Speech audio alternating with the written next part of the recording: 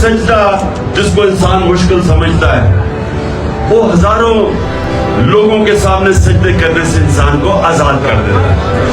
تو جو اندرونی آزادی ہے وہ لا الہ الا اللہ دیتا ہے. جو معاشرے کی آزادی ہے وہ انصاف دیتا ہے. اور جب ایک انسان اندر سے بھی آزاد ہو جائے اور اس کو انصاف معاشرے کو بھی آزاد کر دے تو وہ پھر وہ انقلاب آتا ہے جو مدینہ کی ریاست میں میرے نبی صلی اللہ علیہ وسلم نے کیا ہے.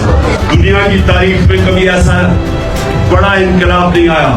انہوں نے ان لوگوں کو آزاد کیا, معاشرے کو آزاد کیا عدل اور انصاف دے کے. جب انصاف ہوتا ہے تو انسان برابر ہو جاتے ہیں. یعنی جب ایک کمزور آدمی کو انصاف کا نظام اس کی حفاظت کرتا ہے طاقتور کے مقابلے میں, وہ آزاد ہو جاتا ہے. اور آزاد لوگ ہی اپنی آزادی کے لیے کھڑے ہوتے ہیں. غلام لوگ آزادی کی جنگ نہیں لڑتے.